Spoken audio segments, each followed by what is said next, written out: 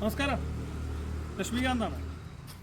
ഇന്ന് ഞാൻ തികച്ചും വ്യത്യസ്തമായ ഒരു ടോപ്പിക്കുമായിട്ടാണ് നിങ്ങളുടെ മുമ്പിൽ വരുന്നത്. വേറൊന്നുമല്ല, സേവ് ദി കേരള പോലീസ്.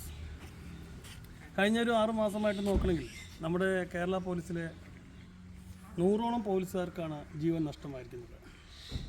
കൊലപാതകങ്ങൾ, തൂങ്ങി മരിച്ചതിൽ കണ്ടെത്തി, വാഹനാപകടം, ബാക്കി അസുഖങ്ങൾ, കിഡ്നി, ലിവർ സംബന്ധമായ അസുഖങ്ങൾ, ഇതെല്ലാം എങ്ങനെ തടയാമെന്നുള്ളൊരു ചെറിയൊരു ടോപ്പിക്കാണ് ഞാനിന്ന് ഡിസ്കസ് ചെയ്യാൻ പോകുന്നത്. ഞാൻ മനസ്സിലാക്കിയെടുത്തോളം പോലീസുകാരുടെ മുകളിൽ നിന്നുള്ള ഉത്തരവും അവരുടെ മുകളിൽ നിന്നും മന്ത്രിമാരടക്കമുള്ള ഉത്തരവും വരുമ്പോഴാണ് മാനസികമായി പിരിമുറുക്കം കാരണം മദ്യപാനം കൂടുന്നത്. ഇത് സഹിക്കാനാവാതെ കൂടുതൽ ഡ്യൂട്ടി ചെയ്യുകയും റെസ്റ്റ് ഇല്ലാതെ കുടുംബക്കാരുമായി സംസാരിക്കാൻ പറ്റാതെ ജോലി കണ്ടിന്യൂസ് ആയിട്ട് ചെയ്യുമ്പോഴും മാനസികമായി പിരിമുറുക്കം വരുമ്പോൾ ഇവർ അമിതമായി മദ്യപിക്കുന്നു.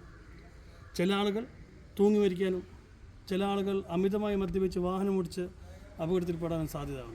ഇതെങ്ങനെ തടയാമെന്നുള്ളതാണ് ഞാൻ ഇന്ന് നിങ്ങൾക്ക് സംസാരിക്കാൻ പോകുന്നത്. കേരള പോലീസ് എന്ന് പറയുമ്പോൾ ഒരാളെ കണ്ടാൽ അവനറിയാം എന്തൊക്കെയുണ്ട്, ഇവനെന്താണ് ഇവൻ്റെ സ്വഭാവം, ഇവനെന്താണ് ഇപ്പോൾ ചിന്തിക്കുന്നത് അടക്കമുള്ള കാര്യങ്ങളെല്ലാം മനസ്സിലാവാൻ കഴിവുള്ളതാണ് പോലീസുകാർ. നമ്മുടെ ഒരു പോലീസ് സ്റ്റേഷനിൽ ഒരു പോലീസുകാരെ മാനസികമായി പിരിമുറുക്കുണ്ടെന്ന് അവിടുത്തെ SHO അല്ലെങ്കിൽ SIO സർക്കിളോ അവർക്ക് പെട്ടെന്ന് അറിയാൻ പറ്റുമല്ലോ. അങ്ങനെ ഉണ്ടെങ്കിൽ തന്നെ അവരെ അപ്പോൾ തന്നെ ഒരു കൗൺസിലിംഗ് സെൻറ്ററിലേക്ക് മാറ്റുക. അതിന് ഭാഗമായിട്ടാണ് ഞാൻ പറയുന്നത്, ഓരോ ജില്ലയിൽ ഓരോ കൗൺസിലിംഗ് സെൻറ്ററുകൾ. ഒരു പോലീസുകാരുടെ പിരിമുറുക്കം മാനസികമായിട്ട് മനസ്സിലാക്കി കഴിഞ്ഞാൽ അപ്പോൾ തന്നെ അദ്ദേഹത്തിന് ഒരു 10 ദിവസം റെസ്റ്റ് കൊടുത്തിട്ട് അവിടെ കൗൺസിലിംഗ് സെൻറ്ററിൽ കൊടുത്തു കഴിഞ്ഞാൽ ഒരു പക്ഷേ 100 പോലീസുകാർ പോകുന്നത് 10 പോലീസുകാരായിട്ട് കുറക്കാൻ സാധിക്കുമെന്ന് എനിക്ക് ഉറപ്പുണ്ട്.